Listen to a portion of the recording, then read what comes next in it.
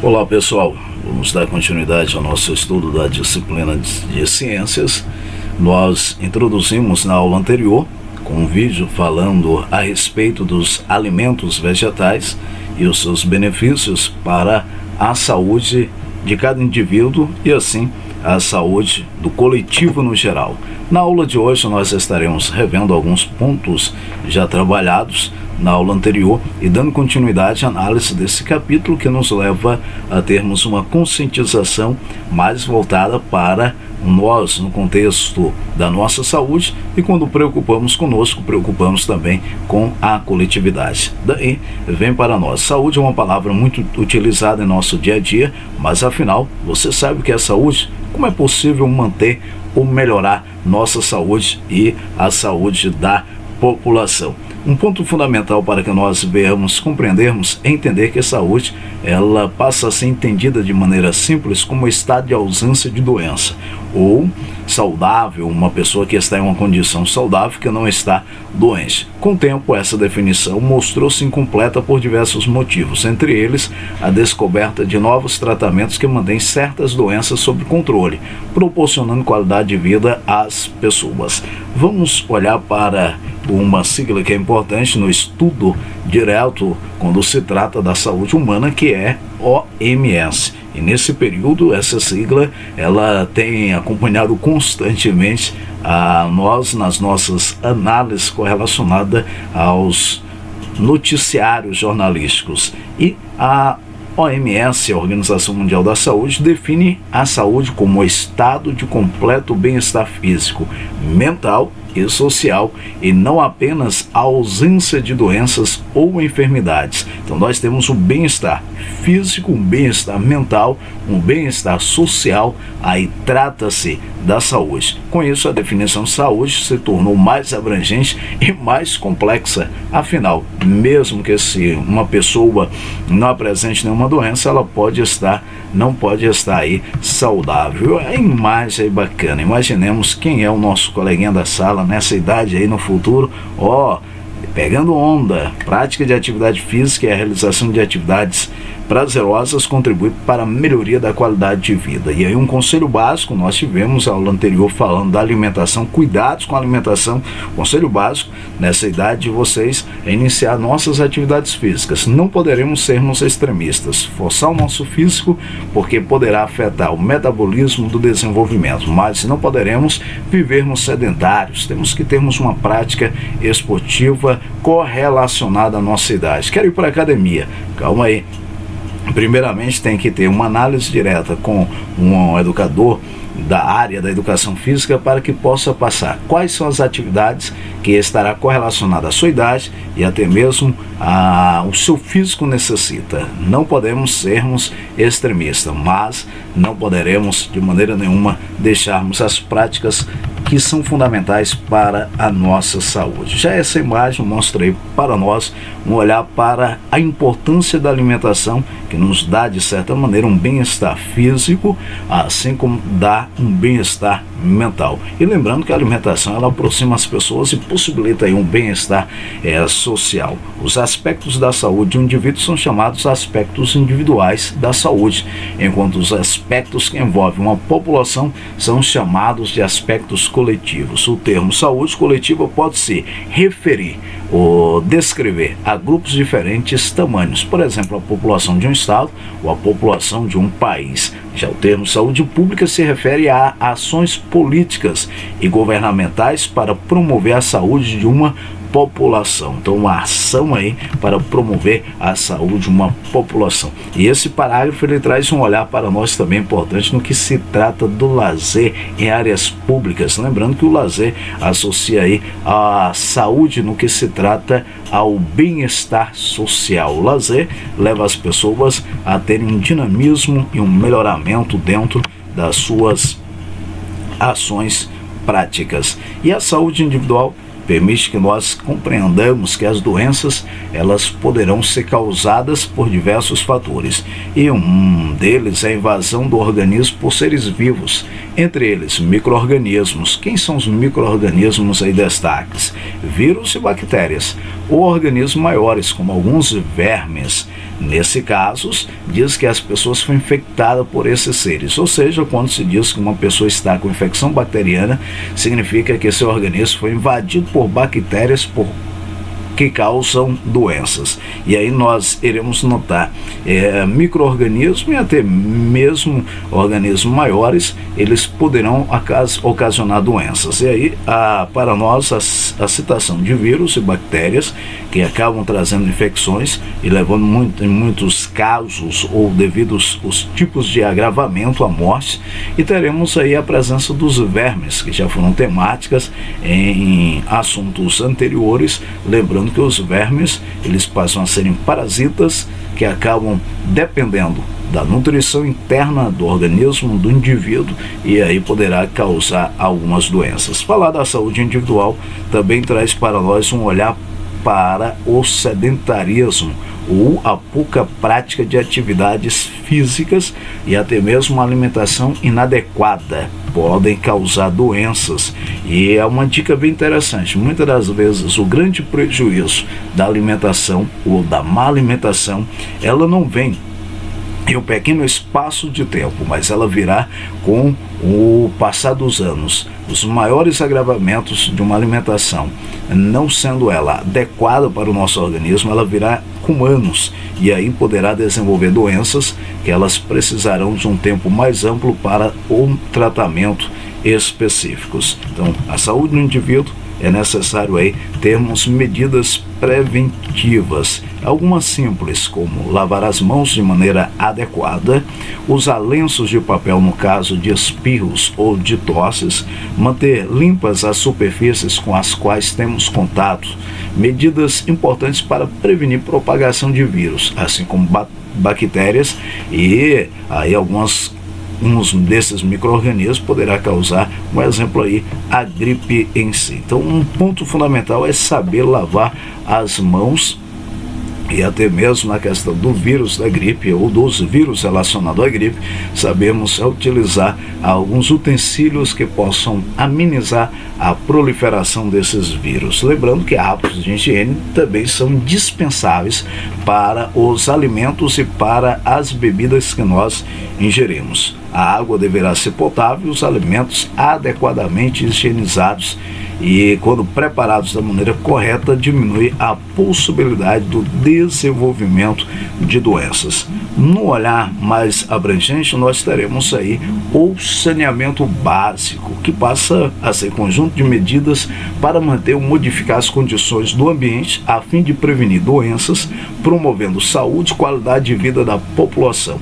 Envolve serviços correlacionados ao abastecimento de água, ao esgotamento sanitário, a limpeza urbana, a drenagem urbana e manejo de resíduos sólidos e de águas pluviais, ou seja, o manejo dos lixos e até mesmo de águas pluviais das chuvas, onde que essas águas elas são conduzidas. Pessoas que moram em áreas de esgoto a céu aberto terão a possibilidade de desenvolverem doenças ocasionadas por insetos que acabam desenvolvendo nessas áreas, e até micro-organismos que acabam, de certa maneira, trazendo transtorno à saúde das pessoas. No que corresponde à questão da nutrição, nós devemos tomar cuidado no que corresponde aos óleos e gorduras, lembrando que há nutrientes necessários, os lipídios, e nós deveremos consumir aqueles que acabam beneficiando, assim como os carboidratos, como os açúcares, as proteínas e as vitaminas. Os lipídios e os carboidratos são importantes fontes de energia para o corpo. Assim, quanto maior a atividade metabólica de uma pessoa, ou seja, quanto mais energia o organismo dessa pessoa precisa para realizar suas atividades diárias, maior será a sua necessidade desses nutrientes. Porém, a ingestão deles, se for maior que a necessidade do organismo, esses compostos tendem a acumular nas células e podem levar, por exemplo, ao aumento da massa corporal e o percentual de gordura no corpo. Esses fatores levam à probabilidade de problemas cardíacos e outros distúrbios ao nosso organismo. E, de outro lado, enquanto a obesidade ocasionada pelo consumo excessivo de alimentos passa a ser um grande problema, nós teremos a desnutrição, como uma problemática. Quando falamos da desnutrição, passa a ser uma condição na qual a pessoa tem deficiência dos nutrientes ou nos nutrientes necessários para o bom funcionamento do organismo. Entre as principais causas da desnutrição está a falta de acesso por motivos socioeconômicos a uma alimentação com qualidade suficiente para promover os nutrientes essenciais ao organismo. Aí caracteriza as populações de baixas rendas. Agora, olha que hábitos que prejudicam a saúde da população. Nós temos o uso do cigarro em si, o tabagismo, passa a ser basicamente um problema aí, o generalizado da nossa população. Além do uso excessivo do cigarro, percebemos também o uso de bebidas. Quando falamos tabagismo, que passa a ser considerada a principal causa de mortes evitáveis no mundo, de acordo com o Instituto Nacional do Câncer no Brasil, 428 pessoas morrem por dia devido a esse mau hábito. Notemos aí que passa a ter um gasto de 56,9 bilhões de reais por ano em despesas médicas e perda de produtividade. Uma curiosidade correlacionada é que passa a ser também uma doença pediátrica, pois 80% dos fumantes começam a fumar antes dos 18 anos. E no Brasil, 20% dos fumantes começaram a fumar antes dos 15 anos. Então nós temos aí um caso de saúde pública. Além dele, nós temos o uso excessivo das bebidas, que podem ocasionar, dentre outros danos, o que é chamado de acidentes de veículos. Outro hábito que tende a causar diversos problemas na saúde é o consumo de drogas, tanto lícitas como ilícitas. Qual a diferença básica? As drogas lícitas são as drogas consideradas permitidas, liberadas. As ilícitas são aquelas proibidas. Notemos que sempre uma pessoa faz uso de medicamentos considerados drogas lícitas, é importante fazer sobre isso uma orientação médica, respeitando as quantidades, o tempo de uso indicado. Já o consumo de drogas ilícitas podem causar diversos prejuízos à saúde, podendo deixar o indivíduo debilitado. Nesse caso, percebemos o aspecto mental da saúde, se não for desenvolvido, também pode gerar problemas que podem afetar a vida de uma pessoa. A mente é um importante fator da humanidade, ou seja, é o que nos diferencia dos outros seres vivos. Ela envolve aspectos como pensamentos, dúvidas, medos e vontades que nem sempre nos levam a tomar atitudes saudáveis. No entanto, discutir esses aspectos, buscando compreender suas origens e também propondo soluções é essencial para o bem-estar do indivíduo. Aqui nós tivemos a atividade, foi passada para vocês. Parabéns aos que já fizeram e deram a devolutiva. Vamos continuar e aí nós teremos saúde coletiva. Quando falamos saúde coletiva, é importante ter um panorama de como está a saúde da população em geral. E para tal, o governo analisa dados que representam esse cenário denominados indicadores de saúde. Existem vários tipos de indicadores que complementam, permitindo analisar diferentes aspectos da saúde dos habitantes de determinada região.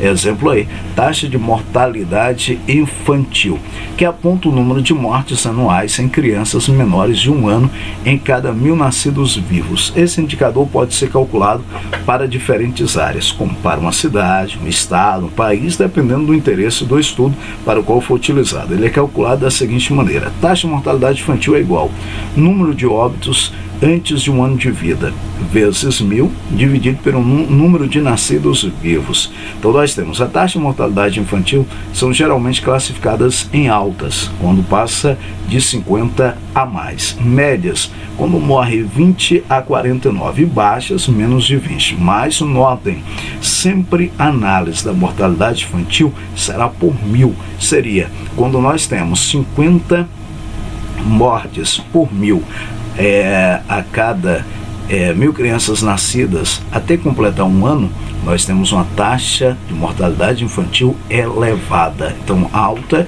50 ou mais. De 20 a 49, nós chamamos de média. Abaixo de 20, passa a ser taxas menores. Lembrando que esses parâmetros devem ser periodicamente ajustados devido à mudança que ocorre na sociedade. Caso do Brasil, olhando 2000 para 2015, Taxa de mortalidade infantil nesse período, nós tínhamos aí aproximadamente a 30, e em 2015 nós chegamos aí a ter uma taxa de média, quase 15 a cada 1.000. Então nós tivemos uma ação de benefício de desenvolvimento, e isso corresponde a um crescimento, de certa maneira, das ações governamentais e da própria população para melhorias na saúde do indivíduo e na saúde coletiva da população. Fazendo análise por região, nós temos o Norte, mortalidade infantil 2015, 18,1, Nordeste, 17,5. Então, a cada 1.000 crianças, 17 morreram aí até 1 ano de idade. Sudeste, 10,7, Sul, 9,7 e Centro-Oeste, 14,8. Lembrando aí, o grande destaque, o Sul passa a apresentar as melhores qualidades de vidas em quase todos os aspectos no contexto nacional. Os países mais desenvolvidos costumam apresentar uma taxa de mortalidade infantil baixa, mas apesar de ser um importante indicador de saúde, a análise apenas da taxa de mortalidade infantil não basta para determinar condições de saúde de uma população. Assim, ela deve ser analisada em conjunto com outros indicadores, como outras taxas de mortalidade, de expectativa de vida, de ocorrência de diversas doenças, da cobertura do sistema de saúde e do serviço de saneamento básico, entre outros. O saneamento básico que nós vimos anteriormente. E falando dele, olha só, outro importante indicador da saúde é o saneamento básico, e nós iremos notar que ele está correlacionado diretamente aos serviços governamentais, no que se trata de abastecimento de água e água pronta para ser consumida, tratada, na coleta e tratamento do esgoto, assim como resíduos sólidos, o manejo do lixo, e notaremos também a manejo das águas pluviais das chuvas, para não ter alagamentos em algumas áreas e a proliferação de alguns insetos, trazendo danos à saúde da população. Esses serviços são essenciais para garantir um ambiente adequado à saúde e à qualidade de vida da população. Um ponto tão interessante: se investisse mais no Brasil e no mundo em saneamento básico, a cada 4 mortes que nós temos no mundo, nós teríamos apenas uma. Isso nos leva a entender que os indicadores de mortes ocasionadas pela falta de saneamento básico são elevadas. Então, o saneamento básico passa aí a trazer benefício e diminuição de doenças que levam, de certa maneira, à morte de várias pessoas. E aí vem termos fundamentais quando estuda saneamento básico. Lixões são os locais para os quais grande parte dos resíduos sólidos são encaminhados, e essas lixões são a céus abertos. Temos aterros controlados. Os aterros sanitários são fundamentais, que eles não permitem, não deixam de maneira nenhuma que os resíduos tenham contato com o solo, trazendo prejuízo ao solo, e até mesmo o chorume, que passa a ser produzido pela composição de líquidos dos produtos, dos resíduos, acabe adentrando no subsolo ou chegando aos lençóis freáticos.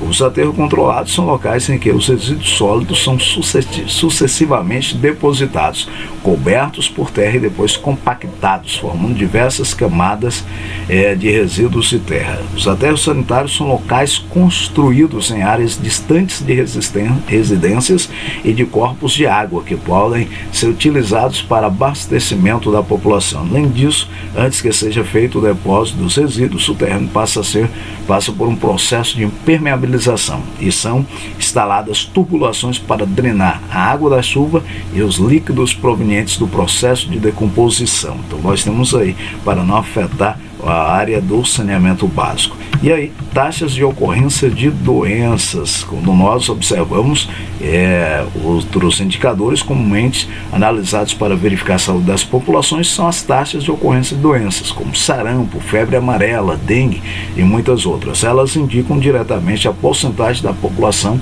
que apresenta a doença em questão e que podem auxiliar no combate e na prevenção dessas doenças por meio de medidas como a implementação de campanhas de vacinas, de combate a vetores, distribuição de medicamentos, entre muitas outras. E aí nós iremos observar que o combate ou prevenção das doenças depende da forma com que elas são transmitidas ou causadas. Algumas doenças são transmitidas pelo ar, que é inspirado, como é o caso das causadas por vírus, como sarampo, o ebola e algumas causadas por bactérias, como a tuberculose. E aí nós iremos observar que temos que analisar a qualidade do ar. E aí uma tabela nos ensina: a qualidade do ar boa significado, não afeta a saúde. Moderada, pessoas de grupos sensíveis, crianças, idosos, pessoas com doenças respiratórias e cardíacas podem apresentar sintomas como tosse, seca e cansaço. A população em geral não é afetada. Ruim, toda a população pode apresentar sintomas como tosse seca, cansaço, ardor nos olhos, nariz e garganta. Muito ruim, toda a população pode apresentar agravamento dos sintomas como tosse seca, cansaço, ardor nos olhos, nariz e garganta. E péssima, nós iremos notar toda a população pode apresentar sérios riscos de manifestação de doenças respiratórias e cardiovasculares.